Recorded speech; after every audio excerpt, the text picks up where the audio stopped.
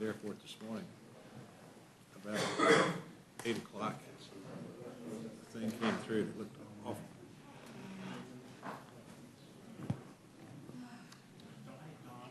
How you doing, Rich? I'm doing great, sir. How are you doing? Fellas, how you guys doing? You did.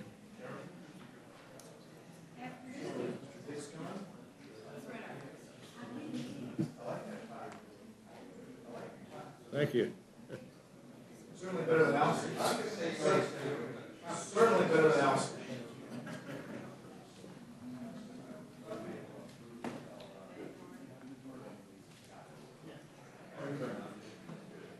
Daniel, how you doing?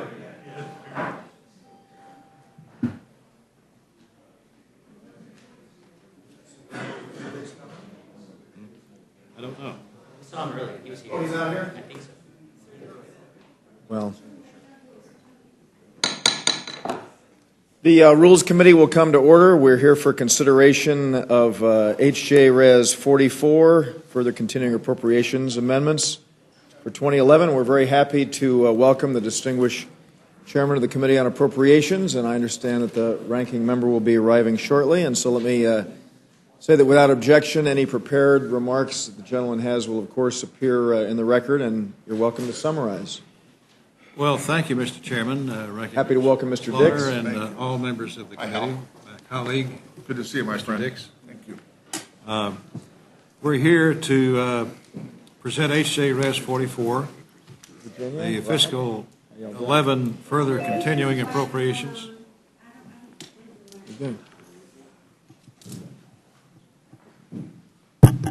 That's on. I'll get it closer.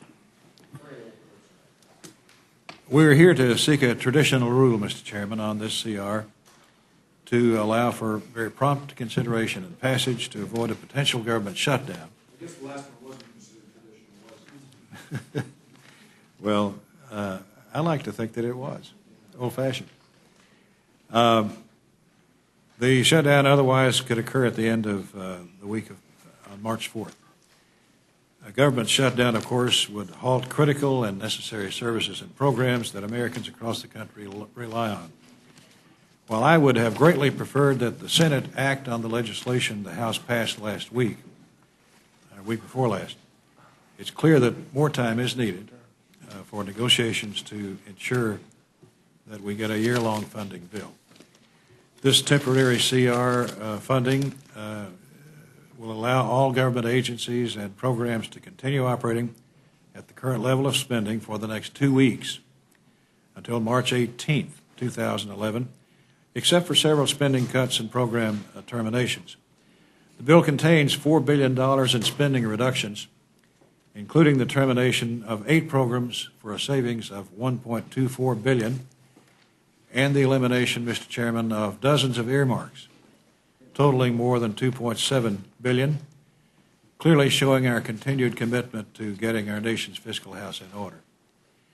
Each and every one of these spending cuts are items that were marked for termination in the President's budget request, or they are earmarks, something that the House, the Senate, and the White House have all said that we do not support.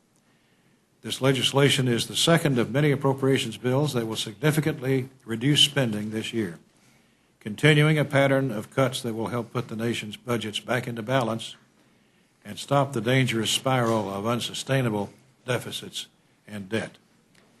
Critically important that we move this legislation expeditiously and continue negotiations on a final agreement so that fiscal 11 can finally be completed and so we can move forward to our regular and important budget work for fiscal year 2012.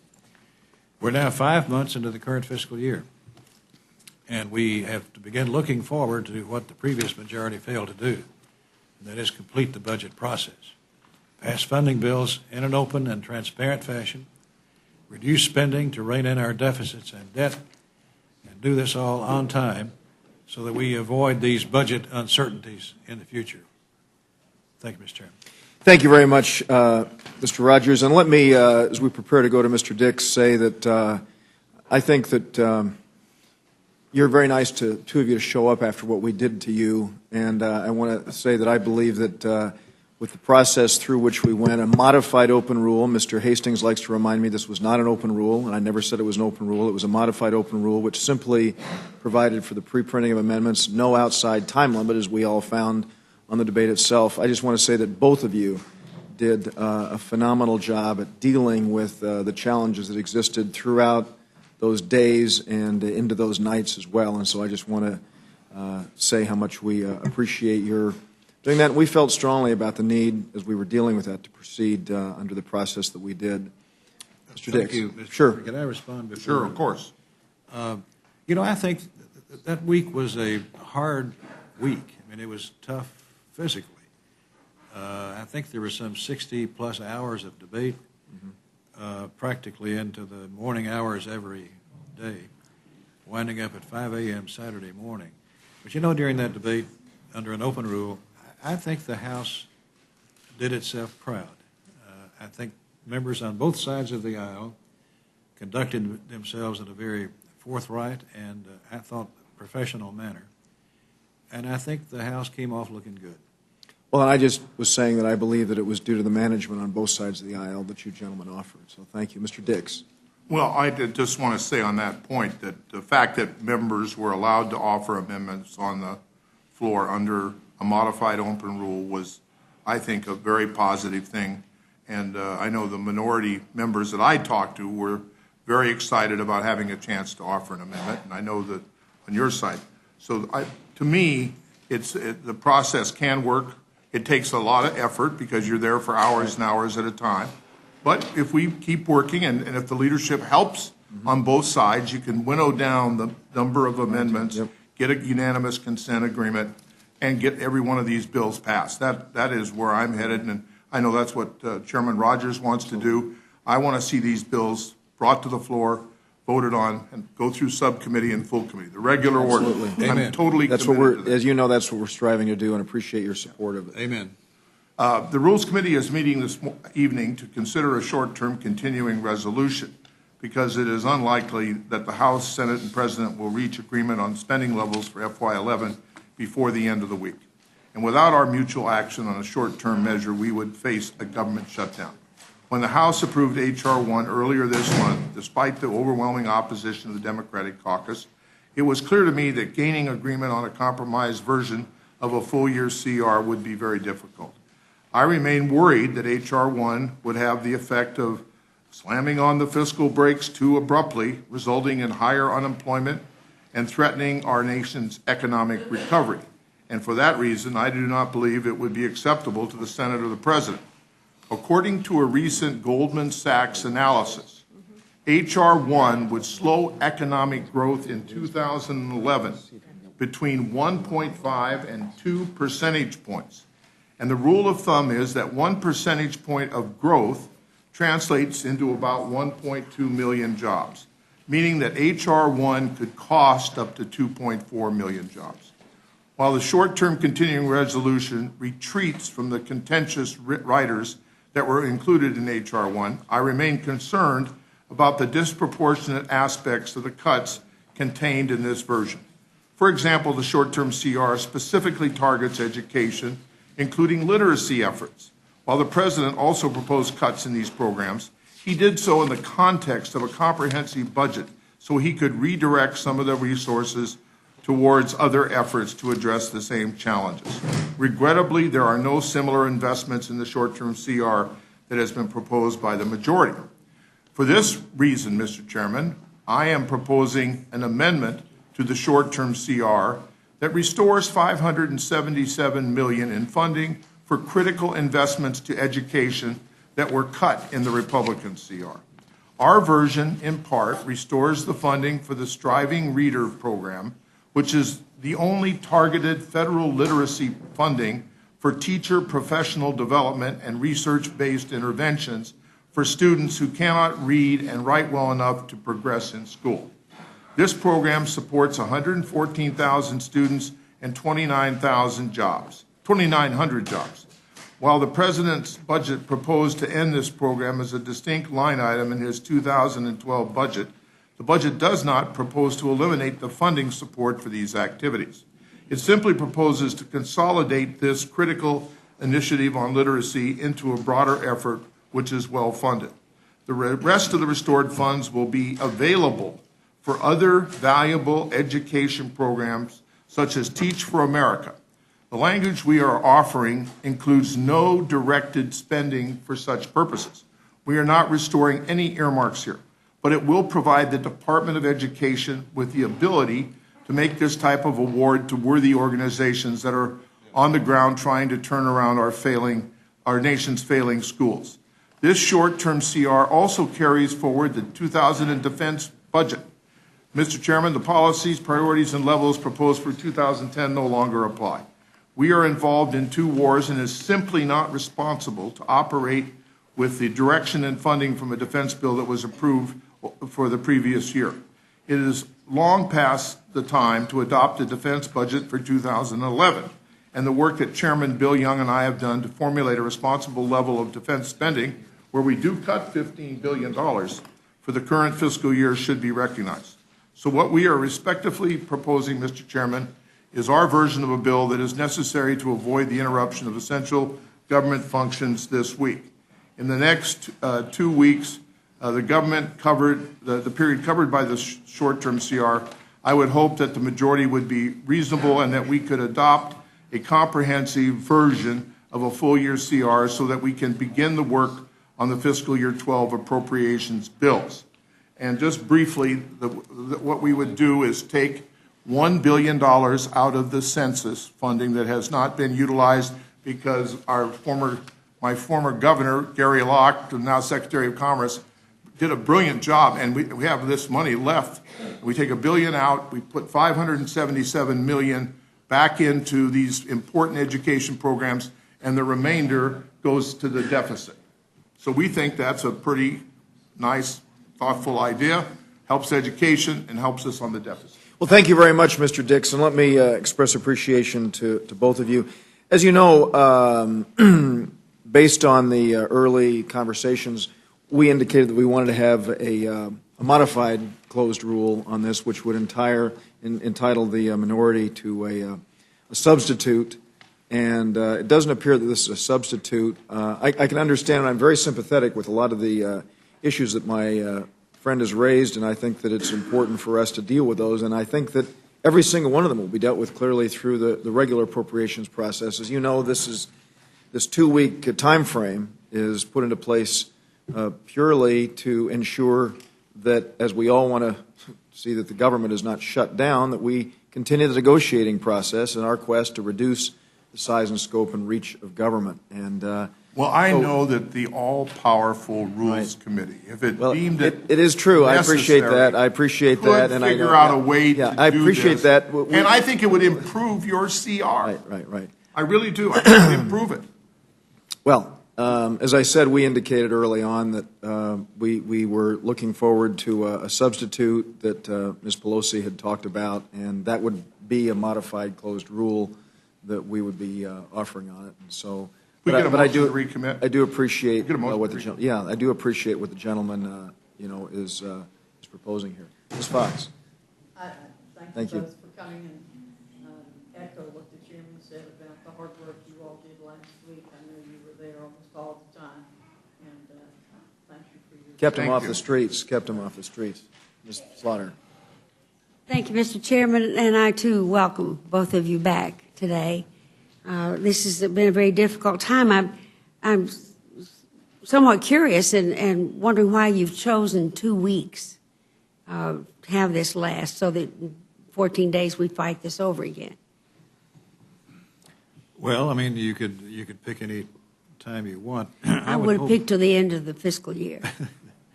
I would hope that the Senate would consider what we've passed and conclude the negotiations very quickly, so we would not need any more time. And hopefully that will take place, but I'm not betting my house on it. Mm-hmm. But 2 weeks, I think, should give them time to go through the bill. First, they've got to pass a bill. Well, you've certainly got the votes to do that. I'm going to put these on the record because I don't expect to change any hearts and minds, but I think it needs to be said. Chairman, Ranking Member Dix did allude to this. The independent report released today by Mark Zandi, and I saw him yesterday on one of the talk shows saying the same things, that would cost a couple million jobs. Goldman Sachs predicted an even greater damage to the economy, and I think that those ought to be on the record. If we slow growth by 2%, that will wipe out pretty much the gains that we have made. We're starting to see a little daylight between us and recession, and I would hate to see any setback on that.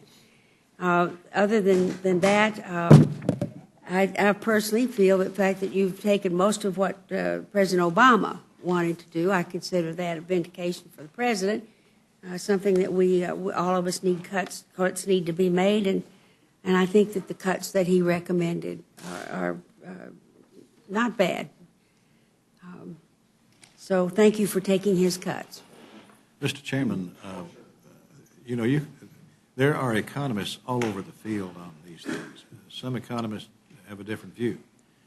But I think what the public is wanting, especially small businesses that hire most of the employees, I think they're looking to Washington to try to figure out whether or not we have finally come to the realization that we're in trouble fiscally, and that we have to get hold of this deficit spending that we're into.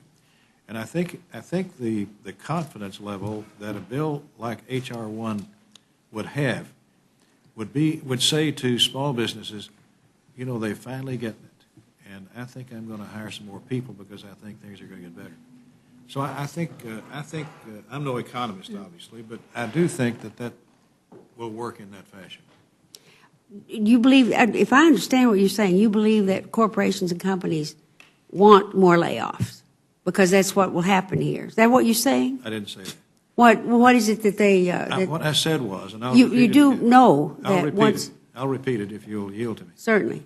The small business community, the people that hire the workers, are looking to Washington to see if we've stopped our willy-nilly spending and driving up the deficit.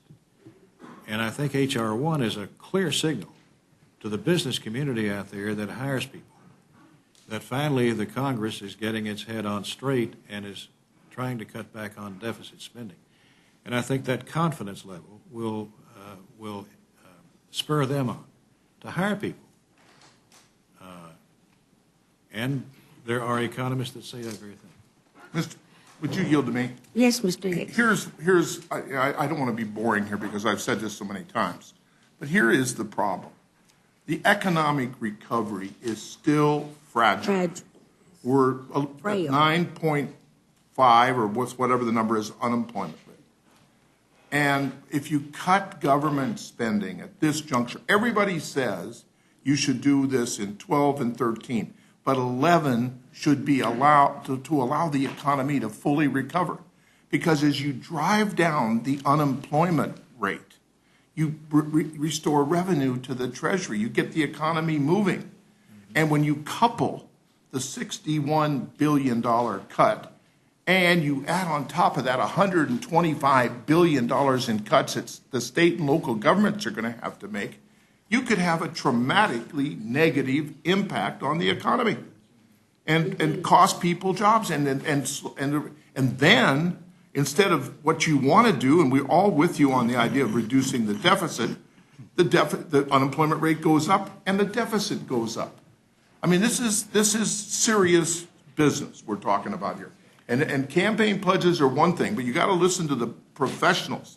Mark Zandi, Goldman Sachs, Bernanke, all are worried about the impact of these severe cuts. No nation has ever borrowed itself into prosperity. Well, let me add on to that then, Mr. Dix, because I know. Well, World War II, we talked borrowed a lot of money. World War II saved us, but Japan and now Germany are seeing that cutting too soon and too quickly was not the way for them to go out of their recession. I understand the German economy now, which was probably the strongest in Europe, is starting to get pretty wavery. But Japan admits that they were not able to pull out of that recession, partly because they cut spending too soon. And we had the same experience after the Second World War when Franklin Roosevelt was president. We did the same thing, and it didn't work. It didn't work, it didn't work then. But you know that that's the definition of, But it did work when the war started, and we Well, that's started what worked. building up the war Yes. equipment and Yes. doing things the federal government did.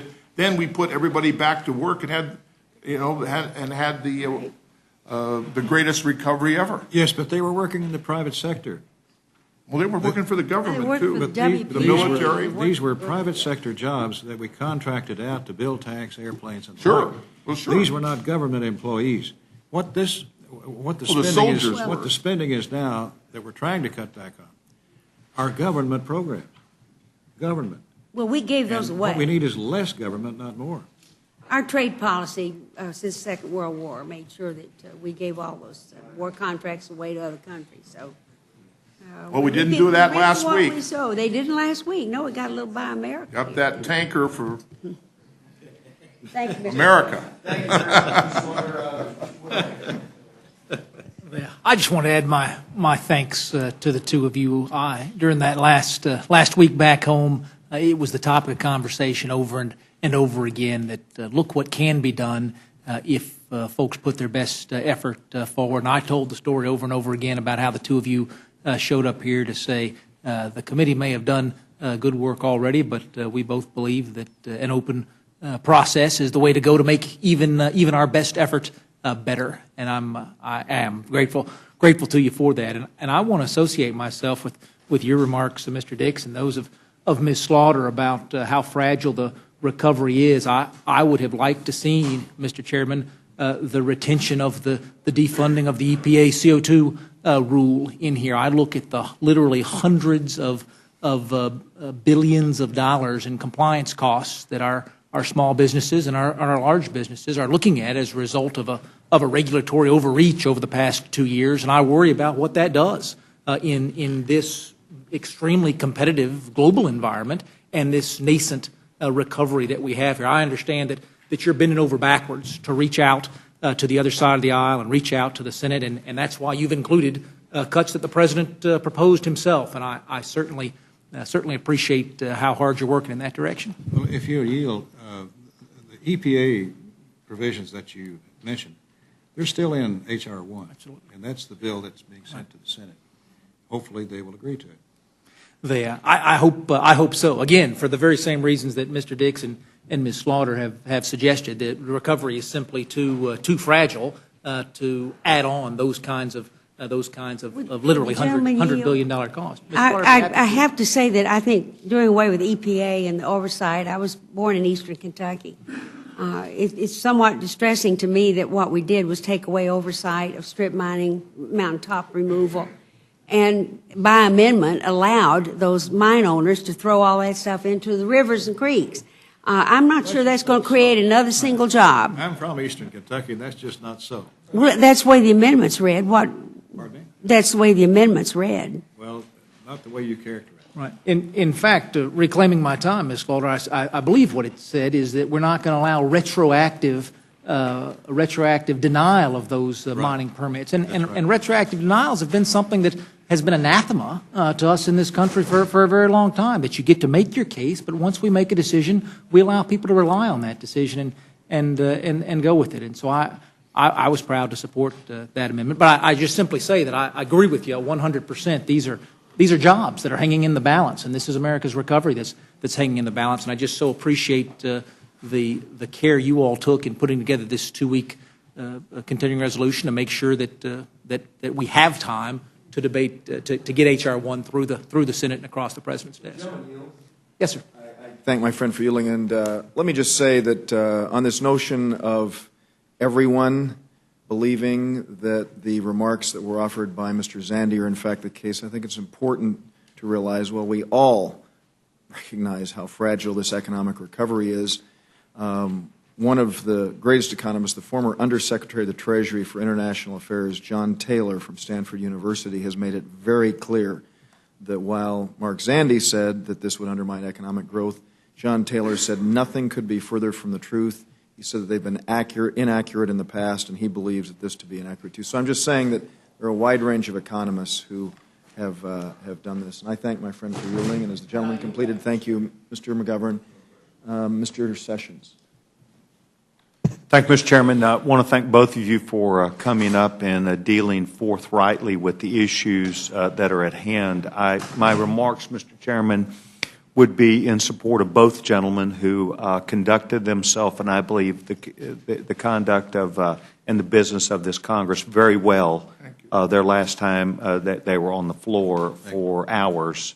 It was a very difficult process that was made easier because of the professional nature of both of you. And so I want to simply offer my full support for what you're trying to do. I believe the gentleman, Mr. Dix, has a good handle on the needs of what we're trying to accomplish, and I know that he deals with his party in that endeavor. Mr. Chairman, you too, and you both conducted yourself in a way that I think put our best foot forward, and I was very proud of what my colleagues did, and I yield back. Thank you. Thank you. Thank you very much, Mr. Chairman. Mr. Rogers and Mr. Dix, thank you both. Do either of you have strong feelings for or against the measure that I believe Ms. Norton is going to offer? When the shutdown occurred before, we made an exception so that the District of Columbia could go about their ordinary business. And I'm curious as to what either of your positions are with regard to that. Well, there's some legal questions involved that I'm not fully prepared for yet. But once you start making exceptions, then it's hard to say no to somebody else. And that's something we'll have to look at as we go along. But we did pass a similar amendment in 1995. And I understand what you're saying with reference to any potential legal ramifications and the fact that there may be other exceptions. But I'm always really put out by us being here in this great capital, and then having the residents of this capital bear inordinate burdens. And if we it's a little bit different if the government shuts down in Fort Lauderdale. They're going to still pick up the garbage, I guess. But I don't think that will happen here. And the last time, there were extraordinary financial ramifications for the city. And then we're back again asking. What do you say, Mr. Dix? Well, as I understand her amendment, it would allow, if the federal government shuts down, that you could still spend District of Columbia money that is their money for purposes to keep the government functioning. Is that correct? Yeah, that's what all it is. I could very strongly support that. Well, if I could respond. Look, we're here to ask for a rule on a bill that will keep the government open. Right. I have no intention, and I know Mr. Dix agrees, we have no intention of shutting the government down. Our business is to keep it going. Follow you. And so that really is a matter that I think is moot at this point. Well, I understand what you're saying. I do believe that I'm me a long time like you, Mr. Rogers and Mr. Dix, and I don't know whether this is the same can we're kicking down the road or not, but this must be a pretty beat-up old can that we just keep kicking down the road, and all of us know that this isn't really addressing what we need to be addressing, and we know that the day of reckoning is coming. That's all I have to say. If you deal just for a quick point, if you could add the provision, I don't think it does anything to the fiscal situation, and it would keep the city running, and it doesn't involve the federal money. I mean, it's like an insurance policy. Who knows what's going to happen on the other side?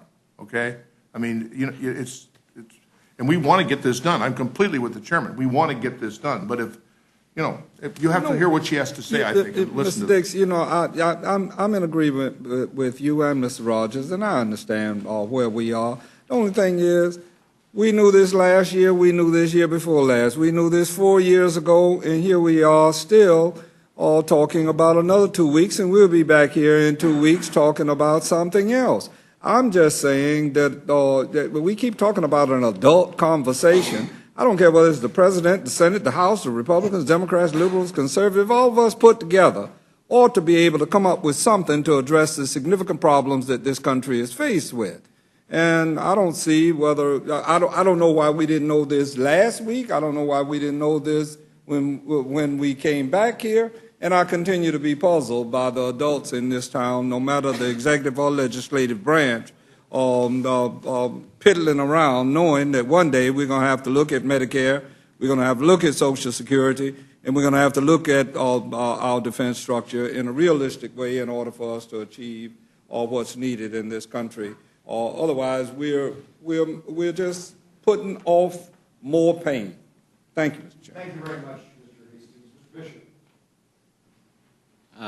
I appreciate you being here. I hope you don't take this wrong, but it is my hope that you don't come back here for a long time.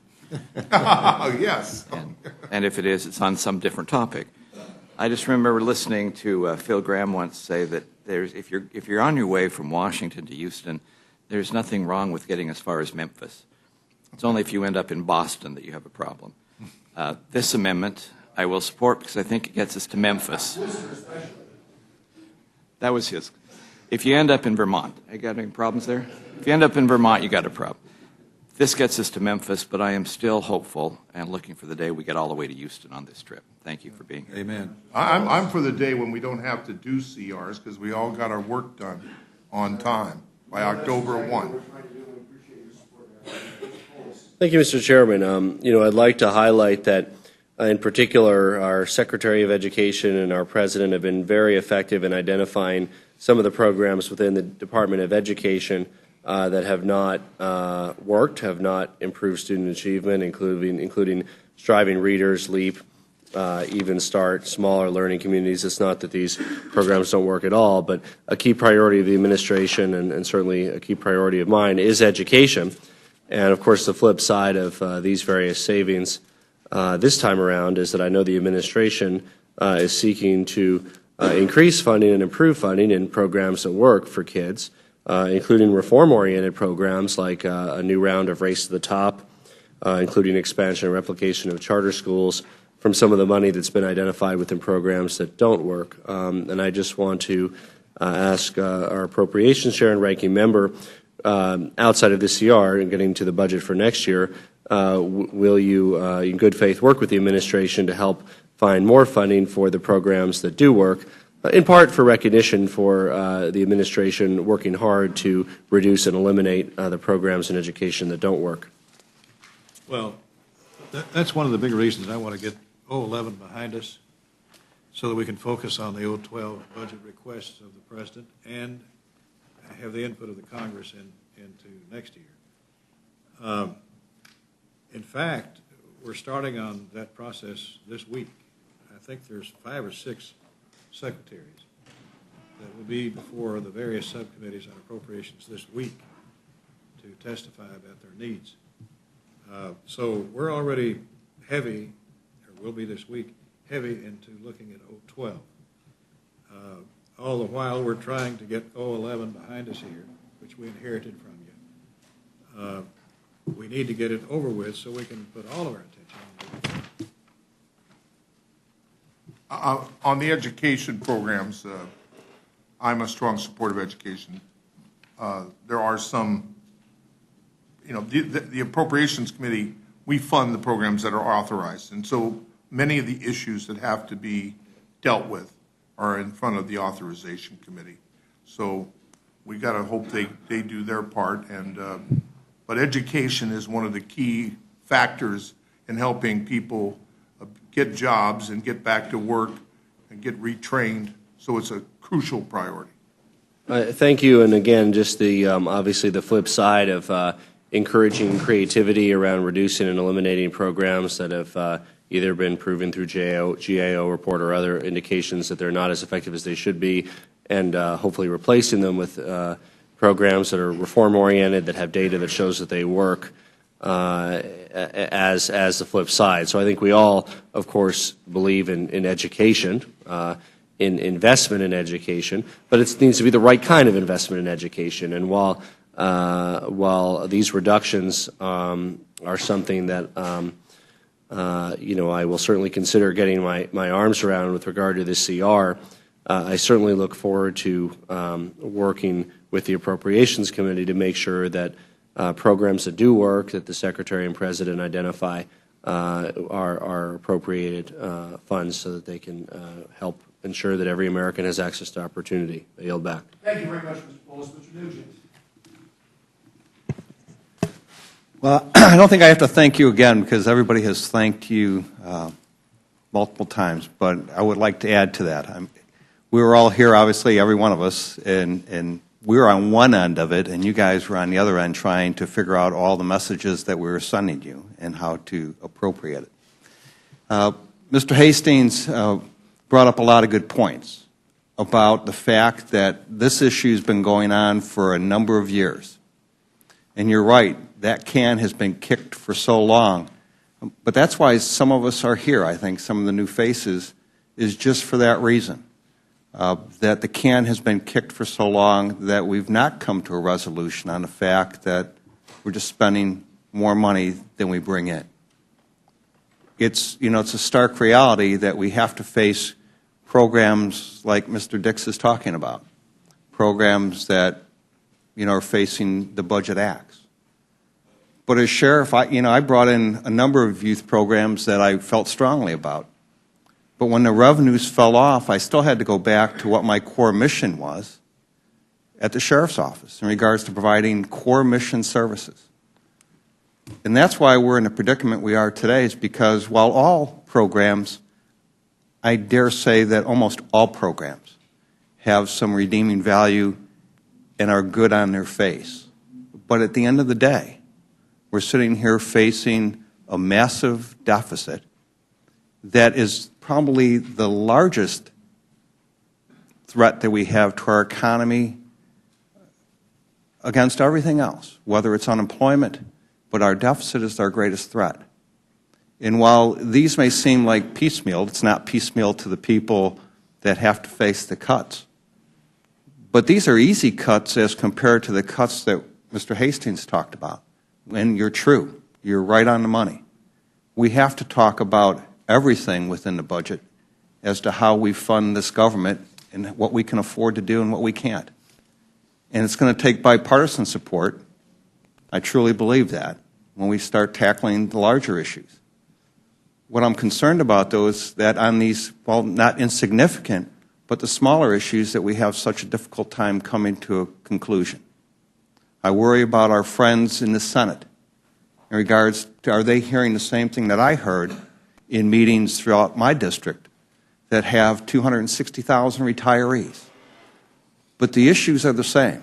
They're worried about where we're going to be in America if we continue to spend money that is not ours, money that we're borrowing. And so I think the message has been clear to all of us that no one wants to cut any of these programs. If there was a silver bullet out there, I'm certain that every one of us would figure it out what it was and we'd implement it. But there isn't. And so the work is going to get harder for you two gentlemen in appropriations as we move along, making tough decisions. And so I appreciate your time and your effort. Thank you. Thank you. Scott, nothing new to say. Thank you, Mr. Webster. Chairman Rogers, Ranking Member Dix, thanks to you both for being here. We, again, you've gotten bipartisan congratulations from throughout the room, and so we appreciate what you've done, and know that when we move this measure to the floor, you'll be able to handle it just as ably as you did, and I don't think it'll take quite as much time, so thanks very much again for being here. We're now happy to recognize our distinguished colleague from the District of Columbia, Ms. Holmes Norton, and please feel free to enter any prepared remarks that you have into the record, and we would welcome your summary.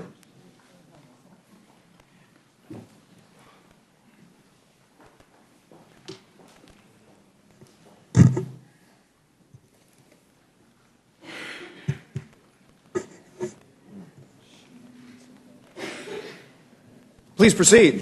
Thank you very much, Mr. Chairman, and I ask that my full remarks be included in the record, and I will simply I summarize. said without objection, any prepared statement that you have, and we welcome your summary. I appreciate the discussion of my amendment that has just gone on. I want to stress that we're not asking for an exception of any kind. The funds we are speaking of are not federal funds. They're 100% District of Columbia funds. Let me explain the anomaly of their being here in the first place. My amendment is intended to avoid a true unintended catastrophe, the shutdown of a living, breathing organism called a great American city of 600,000 people, because its own taxpayer-raised authorization from the Congress has not yet been approved. The District of Columbia raises $8 billion from its local taxpayers. But Congress technically, I know this will sound strange, and it is very strange, appropriates the district's own local funds to the district. Well, the Congress hasn't done that yet.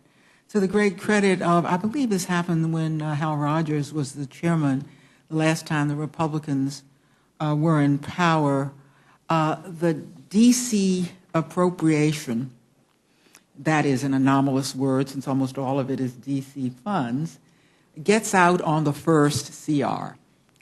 And it is the only thing on the CR allowed to spend at next year's levels. And that was the congressional recognition that the city ought to be able to spend its own money, it having passed its own budget at the levels that were needed, and there were tremendous consequences, also unintended, when the district had to spend at last year's levels on schools and the like. And I very much appreciate that was done some years ago, and it was done this time. And so the district can spend at next year's level until the next appropriation is out, and usually that is certainly the full bill, and it is not the same this time. This is a real throwback to when there was no democracy in the District of Columbia. If you can believe it, some of you will have a hard time since you may be fairly new. The district was ruled without any mayor or city council and had to come here to get everything done. The Congress realized that this was an anomaly in our democracy that was in contradiction to everything we believe, and changed that, but only in 1974. Members who were not here may not remember what Mr. Hastings alluded to, and that was that the District of Columbia was shut down for a while during the last shutdown. To his credit, Speaker Newt Gingrich worked directly with me, even though there were a number of other shutdowns, to see to it that the district was not shut down again. And the district did remain open. I am sure, and I do not know every member of this Congress, but I do not believe there is a single member of this Congress that intends that the District of Columbia government be shut down. We are asking for the district to be able to spend its own money for the rest of the fiscal year, so that if, in fact, you have to come back on the 18th, the district doesn't have to come back yet again. This is exactly what Speaker Gingrich did the last time. I also ask you to bear in mind that district services are provided. If they shut down, they will not only shut down to our own residents. We provide services to embassies and to dignitaries, to federal buildings, to members who live in the district. But most seriously, I want to give you an example of what is embedded in the D.C. budget that I had no idea about. If, in fact, there is a shutdown, or if we have to come back after March 18th. The district has what I'm sure every large city has, a master lease.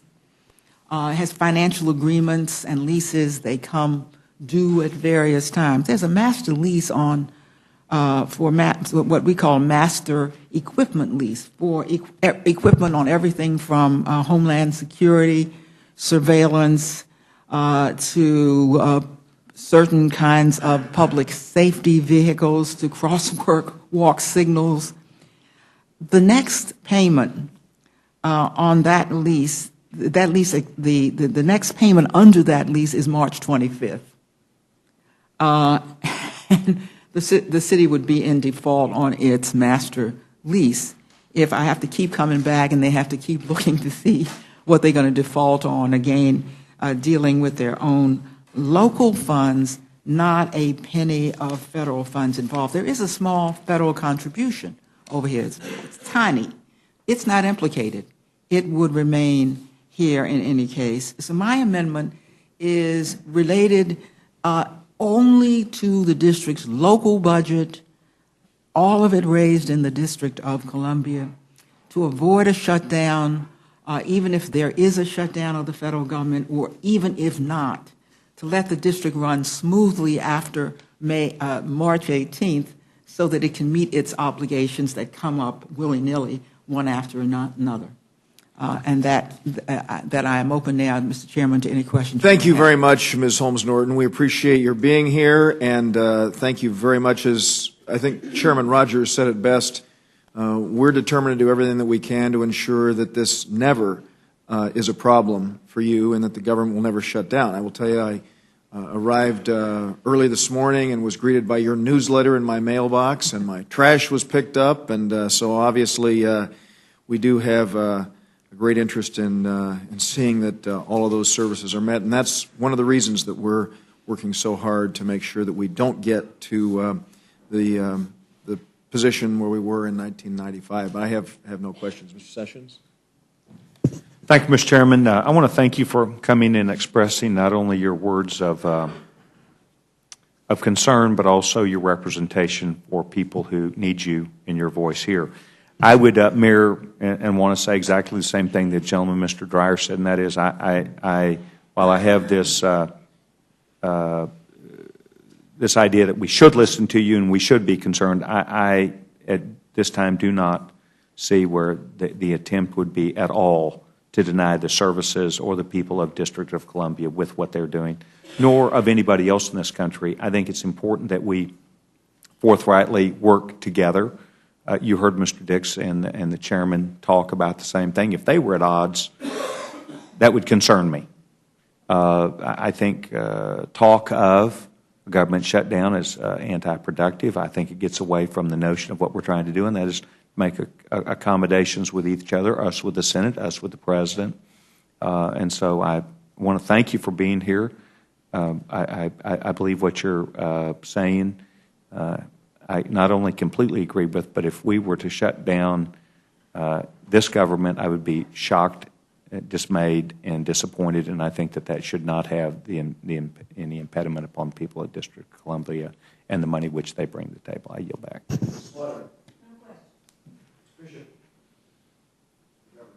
I would just say thank you for coming. I support your amendment. This seems like such a simple thing to be able to take care of right here and now to prevent everybody from anxiety, and hopefully, if for whatever reason there couldn't be some sort of an agreement and the government did shut down, which I hope it doesn't, but that this would be taken care of. I mean, this is so easy to fix, and yet we're making it much more difficult up here.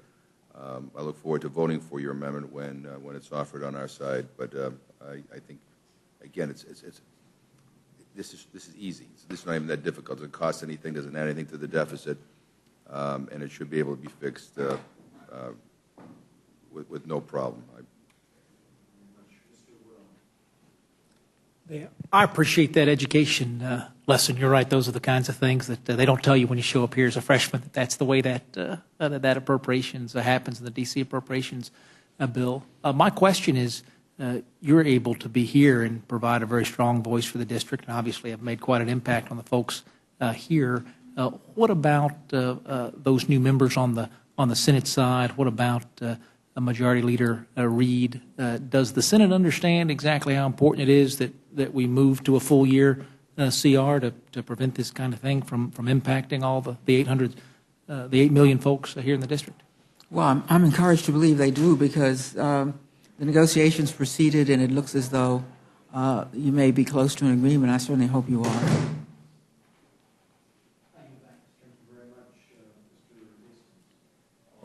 Mr. Chairman, when I offer my amendment, I will obviously, the amendment of Ms. Norton, point out that the district stands to pay a far greater price for any government shutdown than the rest of the country. And I appreciate Ms. Norton's efforts, and I would urge that the Senate would even hear her better if she were able to vote. Thanks, Mr. Chairman.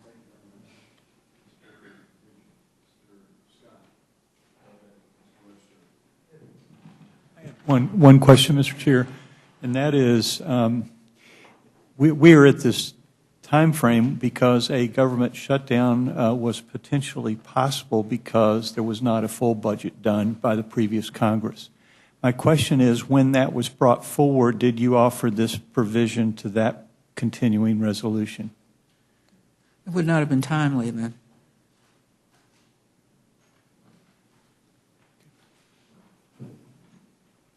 Thank you very much for being here. Mr. Chairman, just let me say I took Mr. Bishop's word to heart that he didn't want to see the preceding panel again. I hope you don't have to see me again. And remember that my amendment has to do with keeping the districts operating for the full fiscal year. So that I have to keep coming back and forth. You really do put our credit at risk. And all. Let me just say that, unlike Mr. Bishop, we're always happy to see any member who likes to come up here. Of course, he said it to the other two. He didn't say it to you. So thank you very much for being here. My we pleasure, very much Mr. appreciate Chairman. it. That'll close the hearing portion for consideration of HJ Res 44, and we will distribute the rule now and then discuss it.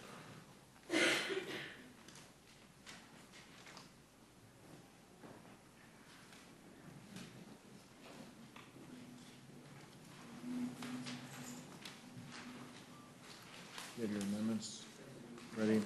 Slaughter? You do, okay. Right. You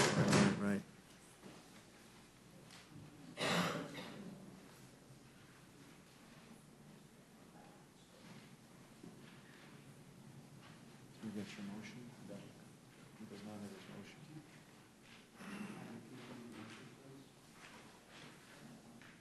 Yeah, it would help. Good job, Adam. The chair will be in receipt of a motion. Yes, sir.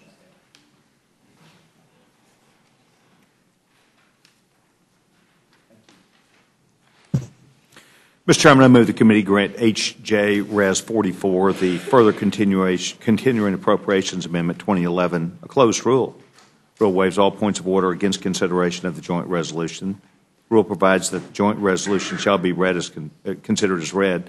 Rule waives all points of order against provisions in the joint resolution. The rule provides 1 hour debate equally divided and controlled by the chair and ranking minority member of the Committee on Appropriations. Finally, rule provides one motion to recommit with the joint resolution.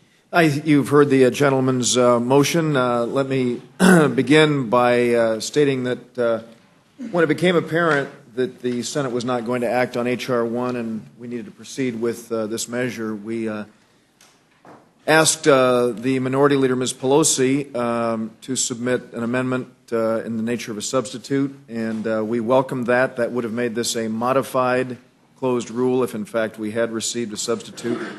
On the 18th of last month, Ms. Pelosi introduced a continuing resolution that freezes spending at current levels, and she said in order to give Congress time to finish the legislation and avoid the calamitous effect of a government shutdown on the American people, it was important to do that. Having introduced that on February 18th, as she did, we did ask that she offer that as a substitute to this measure, and a decision was made not to offer a substitute. So I'd just like for the record to say that that if a substitute had been offered, we clearly would have made Ms. Pelosi's proposal in order under this measure. Now, are there any other amendments? Well, if I may, Yes. Mr. Chair, Ms. Pelosi wanted Mr. Dix very much to be made in order, as do we. And I hope that if you did not get her own substitution, you would still allow possibility of Ms. Norton and Mr. Dick's amendment. I appreciate Made in that. order. I appreciate that. Let me just say that we did indicate that we would have a modified I understand. closed rule, which would mean that if Ms. Pelosi's substitute, which she obviously talked about, had been submitted, I just want the record to show that it was our intention to make that in order. And I understand there are other amendments. Mr.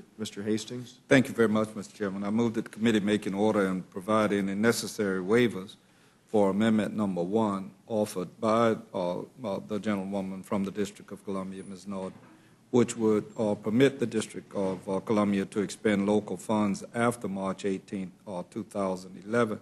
I've already had a couple of things to say, and just very briefly. Because D.C. depends on Congress to appropriate even locally generated revenue, or the city wouldn't be able to spend its own funds on local services such as garbage collection, traffic signal repair, building inspection. We passed a bill similar to this amendment late in the '96 shutdown, after the previous shutdown had such a devastating impact on the city's budget. So I hope we can make Ms. Norton's amendment in order so that the district government can continue to operate in the event of a federal shutdown. And I recognize what Mr. Rogers said, and I believe all of us have strong feelings in that regard, that our businesses see to it that the government stays open, but nothing ever surprises me around this place. So it will be interesting to see, and here is something that doesn't cost us anything to do it. Well, thank you very much, Mr. Hastings. Let me just say that obviously we all are very sympathetic. We don't want to see, when I'm here in the Washington area, I happen to reside in the District of Columbia, as I know my friend does. The fact is, even if we'd had an open rule on this measure, it would not be in order. This is legislating in an appropriations bill. We're determined to do everything that we can to make sure it doesn't happen, so I'm going to urge my colleagues to vote no on the amendment. Is there further discussion? If not, the vote occurs on the Hastings amendment. Those in favor will say aye. Those opposed, no. Pay the chair. The noes have it. The noes have it. Clerk, call the roll. Mr. Sessions? No. Ms. Fox? No. Mr. Bishop? No. Mr. Woodall? No. Mr. Nugent? No. Mr. Scott? No. Mr. Webster? No. Ms. Slaughter? Yes. Mr. McGovern? Aye. Mr. Hastings? Aye. Mr. Poles? Aye. Mr. Chairman? No. And the clerk report total.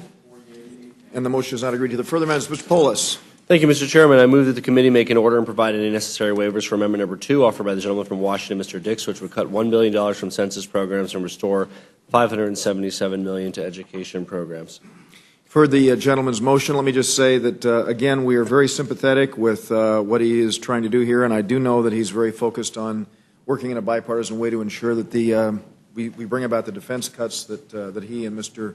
Young have been working on as well. But again, we indicated early on that if Ms. Pelosi had offered her proposal, which was a freeze at 2010 levels, we would have made an order and a substitute, and this is amendments I'm going to urge my colleagues to vote no. Any further discussion? If not, the vote occurs on the Polis amendment. Those in favor will say aye. Aye. Those opposed, no. Pay the chair. The noes have it. Mr. Chair, on that I request Clerk, call the roll. yes. Mr. Sessions? No. Ms. Fox? No. Mr. Bishop? No. Mr. Woodall? No. Mr. Nugent? No. Mr. Scott? No. Mr. Webster? No. Ms. Slaughter? Aye. Mr. McGovern? Aye. Mr. Hastings? Aye. Mr. Poles? Aye. Mr. Chairman? No. And the clerk report total. And the motion is not agreed to. If there are further amendments, if not, the vote occurs on the motion of the gentleman from Dallas, Mr. Sessions. Those in favor will say aye. Those opposed, no. Pay the chair. The ayes have it. The ayes have it. The motion is agreed to. And Mr. Woodall will be managing for the majority, and Mr. Paul.